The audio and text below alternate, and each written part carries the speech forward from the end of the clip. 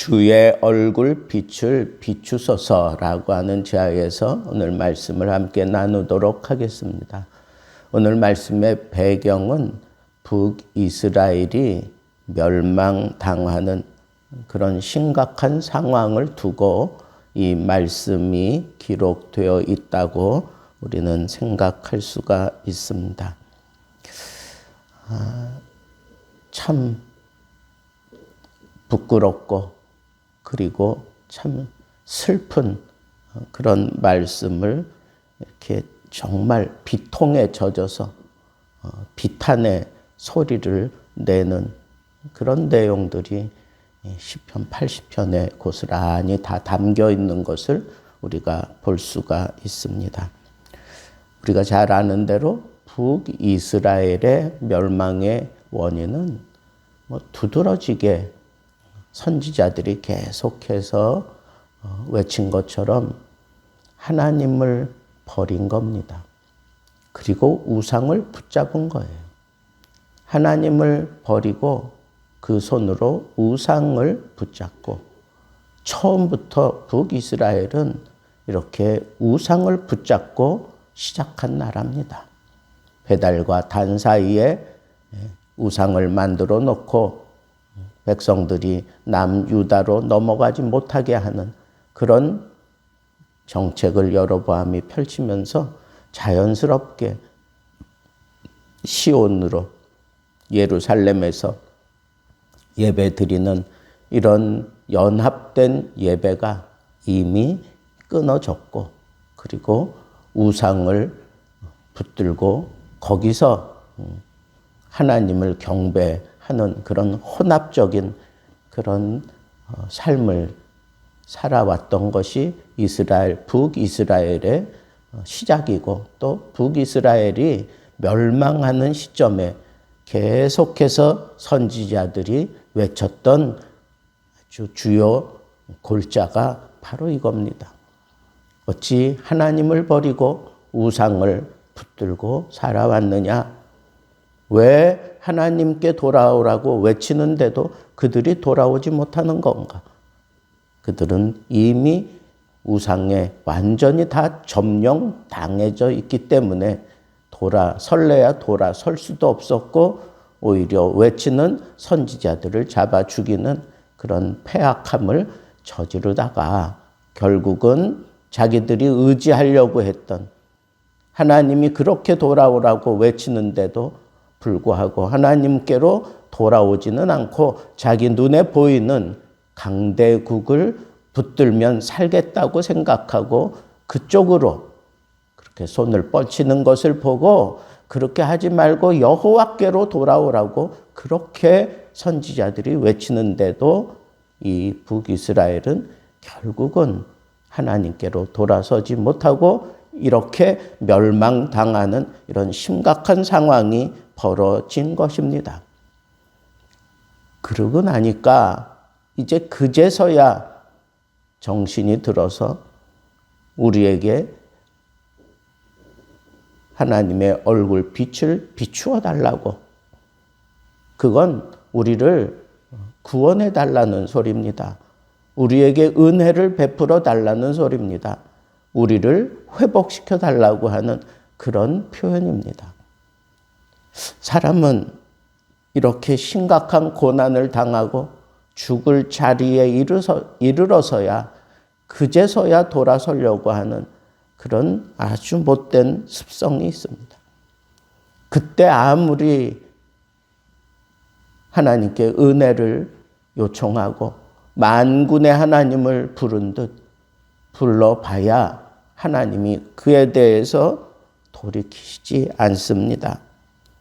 이들이 철저하게 다 망가지고 철저하게 다 멸망당하고 난 이후에 그리고 하나님께서 그들을 긍휼히 여기시고 다시 회복시켜 주시기는 하겠지만 망가진 모습 그대로 회복되는 것이 북이스라엘이고 남유다는 그나마 하나님 앞에 회복된 모습으로 고토로 돌아와서 예루살렘 성에서 예배 드리며 언약의 그 백성이기에 그 언약을 통하여 회복되어지는 그런 놀라운 역사가 그들의 진정한 역사인 것입니다.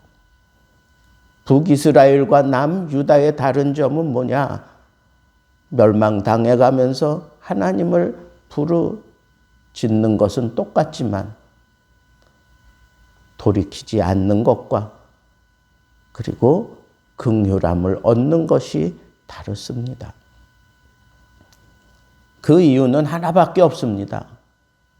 하나님과의 언약을 끝까지 붙들었던 것, 그것 때문에 하나님이 멸망당했던 나라를 다시 회복시키시고 말씀하신 대로 회복시키시고 그리고 완전히 이 지구상에서 없어졌다고 생각하는 그 나라를 다시 몇천 년이 지나서 회복시키는, 다시 세워놓고야만은 그런 놀라운 은혜를 베푸시고 사랑을 베푸시는 그 까닭은 무엇인가? 하나님은 은혜의 하나님이라는 거예요. 얼굴 빛을 비추어서 그의 백성들을 인도하시고 보호하시고 책임지시는 하나님이라고 하는 겁니다. 어떤 때는 만군의 여호와로, 어떤 때는 은혜를 베푸시는 여호와로, 어떤 때는 백성들 삶 깊숙한 곳까지 파고들어서 그들을 책임지시는 그런 여호와임을 오늘 이 시편 80편에서 우리는 충분히 다 느낄 수가 있습니다. 그러나 하나님의 말씀을 외면하고 하나님을 버린 북이스라엘에 대해서는 가차없이 그들을 멸망시켰습니다. 포도나무를 완전히 베어버려 소생할 그런 힘조차 없게 만들었습니다. 양떼를 그냥 흩어버리고 말았습니다. 목자가 목자로서의 사명을 감당하지 않고 그냥 인도하지도 않고 보호하지도 않고 그들을 이끌지도 않습니다. 이게 북이스라엘의 멸망의 모습인 것을 우리는 여기서 보게 되고, 더 안타까운 것은 제발 우리에게 얼굴빛을 비춰달라고, 우리를 구원해달라고, 우리가 이제는 하나님의 자녀임을 깨닫고 하나님만이 우리를 구원해 주실 수 있습니다. 그러니 우리에게 돌아오십시오. 우리가 하나님께로 돌아가겠습니다. 그렇게 얘기한들 이미 그들에게 멸망의 구름은 완전히 뒤덮여 있고 멸망할 수밖에 없습니다. 아무리 안타깝게 부르짖고 외쳐도 하나님의 손에서 떠나버린 북이스라엘은 멸망할 수밖에 없었다고 하는 이 사실을 우리들이 보면서 참 안타까운 마음으로 오늘 시편 80편을 읽게 되는 것을 우리가 거부할 수가 없고 숨길 수가 없습니다. 저는 오늘 말씀을 통해서 백성들이 하나님께 부르짖을 수 있는 근거가 뭔가? 그냥 자기가 하나님의 자녀인데, 내가 하나님의 자녀인데 그것을 깨닫는 순간 하나님 앞에 부르짖을 수 있는 그런 권세가 생기는 게 절대 아닙니다. 이미 우상에게 완전히 초토화되어 버리고 나면 돌아설래야 돌아설 수 없다고 하는 이 사실을 우리는 먼저 깊이 깨달아야 할 것입니다. 만군의 여호와를 그들이 찾았지만 오히려 하나님께서는 이 북이스라엘 백성들과 싸우자고 만군의 여호와께서 그렇게 눈을 부라리고 북이스라엘을 향하여 서시고 있는 그런 그림이 그려지고 있는 것은 왜 그럴까요? 그것은 하나님의 말씀이 그들에게 임하고 나면 돌이킬 수 없다는 거예요. 그렇게 많이 선지자들을 보내고 심지어는 아들까지 보내면서 돌아서기를 원했지만 그들이 그 돌을 넘어서고 나면 아무리 뒤에 깨닫고 내가 하나님의 자녀입니다. 내가 하나님 뜻대로 살겠습니다. 그렇게 외쳐봐야 돌아서지 않는다는 거예요. 하나님의 마음이 움직이지 않는다는 겁니다. 이들이 하나님은 우리의 목자이지 않습니까? 우리를 인도해 주십시오. 우리를 용서해 주십시오. 우리를 구원해 주십시오. 우리를 회복시켜 주십시오. 하나님은 우리의 목자이지 않습니까? 그렇게 외쳐본들 이미 하나님의 손에서 떠난 그런 백성들의 모습은 그 길이 막혔다는 거예요. 멸망은 그냥 그들에게 임할 수밖에 없다고 하는 겁니다. 어쩌면 우리는 돌아설 기회에 돌아서야 된다는 겁니다. 하나님이 부르실 때 그때 속히 돌아서야 합니다. 그래야 고생하지 않는 거고 그래야 진정으로 회복되어질 수 있는 겁니다. 그런데 그 마지막 나팔 소리를 들으면서도 자기들의 죄악과 더불어 먹고 마시며 살다가 멸망당하게 될 때에는 그때는 돌이킬 수 없다고 하는 이 분명한 사실을 우리는 오늘 이 말씀 속에서 붙들어야 합니다.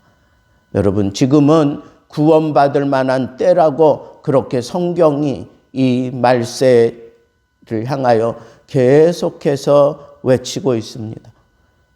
하나님의 부르심에 귀를 기울이고 돌아서야 합니다. 더 이상 죄된 자리에 그렇게 머물러 있다가 완전히 멸망당하는 순간이 오면 그때는 돌이켜 달라고 아무리 부르짖어도 돌이켜지지 않습니다. 그때는 주의 얼굴 빛을 그렇게 요청해도 하나님께서는 이미 그 손에서 떠나버리고 난 이후에는 기회가 없다는 거예요.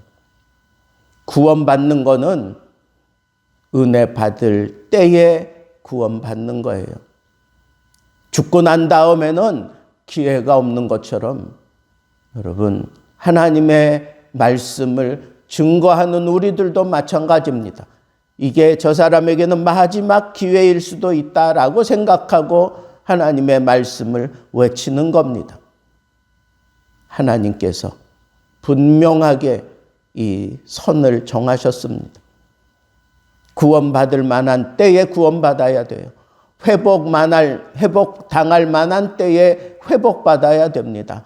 분명한 때가 있다고 하는 이 사실을 우리는 잊지 말아야 합니다.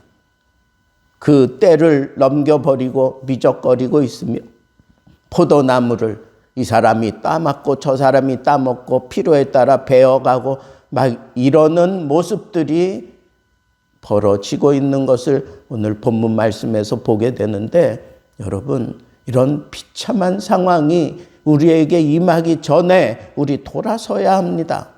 정말 하나님의 얼굴 빛을 우리가 쓰임을 받으려고 한다면 돌아서야 할 때를 놓치지 말아야 합니다. 하나님의 은혜를 받을 만한 때를 놓치지 말아야 합니다. 그때는 야곱처럼 모든 것, 내가 손에 쥐고 있는 이 모든 것 다 떠나보내고 홀로 하나님을 만나야 합니다. 홀로 하나님을 만나서 거기서 죽음을 각오하고 씨름을 해서라도 하나님의 은혜를 내 편으로 바꾸어 놓아야 합니다. 우리가 하나님의 자녀가 되었다고 하는 이 사실에 대해서 가끔 오해하는 게 있습니다. 내가 하나님의 자녀가 되었기 때문에 나는 그냥 저절로 하나님의 인도하심을 받고 저절로 하나님의 복을 받고 저절로 구원받고 저절로 내가 구원받은 자답게 살아갈 것이라고 그렇게 착각하는 겁니다. 아닙니다. 어쩌면 하나님의 자녀로 구원받았기 때문에 이 세상 살아가는 것이 더 벅차고 힘들고 더 어려울 수밖에 없습니다. 왜? 세상이 우리를 가만두지 않습니다. 세상의 죄악이 우리를 계속해서 끊임없이 유혹합니다. 어떻게 해서든지 우리를 넘어뜨리려고 발악하는 이 시대에 그것도 하나님의 뜻을 따라 하나님의 방법대로 하나님을 온전히 표현하며 살아간다고 하는 것, 그것이 얼마나 힘들고 어려운 일인지 모릅니다. 그러나 그렇게 살아가는 자에게 하나님은 말씀하십니다. 나는 너의 목자다. 나는 너의 만군의 여호와다. 내가 책임질게. 내가 함께 할 거야. 내가 온전히 승리를 줄 거야. 내가 구원할 거야.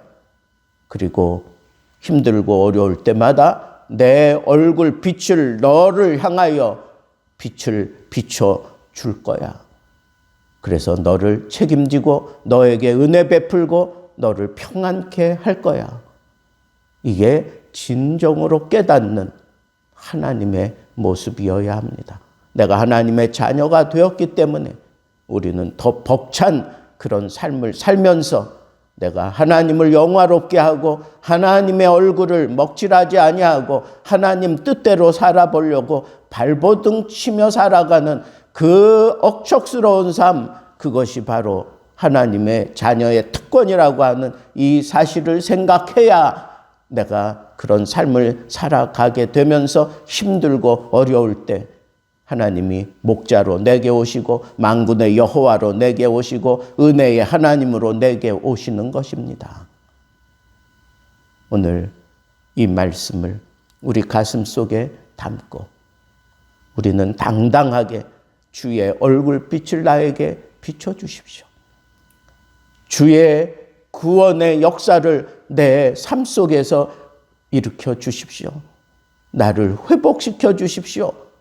그렇게 당당하게 외칠 수 있는 사람 되려고 하면 내가 이 세상에서 하나님 자녀답게 살아가는 것이 먼저다라고 하는 이 사실을 깊이 명심하시고 나는 하나님의 자녀이기 때문에 내가 더 힘들게 살겠다. 내가 더 벅차게 살겠다. 내가 더 수고스럽게 살겠다 하는 그런 마음가짐을 가지고 살아갈 때 만군의 하나님도 목자도 포도나무를 지키는 농부도 바로 여러분들의 하나님이 될 것입니다. 그 하나님을 하나님이 복 주시마 약속하신 이 거룩한 성일에 예배하면서 만끽할 수 있는 복된 날 되기를 우리 주님의 이름으로 축복합니다.